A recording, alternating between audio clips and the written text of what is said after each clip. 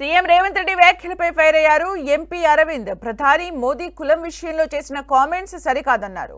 గుజరాత్లో కాంగ్రెస్ ప్రభుత్వమే ఆ కులాన్ని బీసీలో చేర్చిందని గుర్తు చేశారు. మత కుల విద్వేషాలు రెచ్చగొట్టేందుకే రేవంత్ క్యాస్ట్ పాలిటిక్స్ పై కామెంట్ చేశారన్నారు. ఆయన ట్రాప్లో ఎవరు పడరన్న అరవింద్ భరతమాతను గెలిపించి దేశాన్ని హిందూ రాజ్యంగా చేస్తామన్నారు.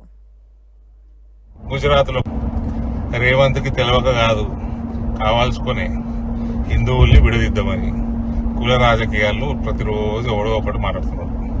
94లో కాంగ్రెస్ గవర్నమెంట్ ఉన్నది గుజరాత్ లో, ఆ కులాన్ని బీసీలలో కలిపారు. మోదీ గారి కులాన్ని 99లో దేశంలో బీసీలలో కలిపారు. 94లో కలిపినప్పుడు గుజరాత్ లో కాంగ్రెస్ గవర్నమెంట్, మోదీ గారు ఎలక్టోరల్ పాలిటిక్స్ లోనే లేడు. అప్పటికి 99లో కూడా లేడు ఆయన ఎలక్టోరల్ పాలిటిక్స్ లో.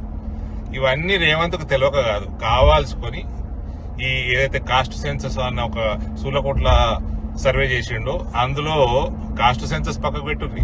అసలు మొత్తం సెన్సస్ తప్పు. 1 కోటి మంది మైనర్లు 18 సంవత్సరాల లోపల ఉన్న వాళ్ళు గాయం ఉన్నారు ఈ రాష్ట్రంలో అని మొన్ననే రుజువు చేసిన.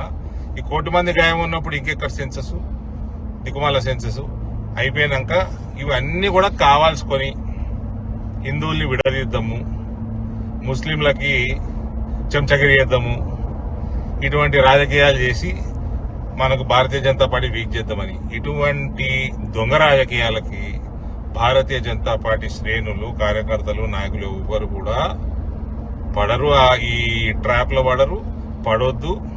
అందరం ఒకటై మనము భరతమాతని గెలిపియాలా, ఈ దేశాన్ని, రాష్ట్రాన్ని హిందూ రాష్ట్ర స్థాపనలో చెయ్యాలి ఇక్కడ.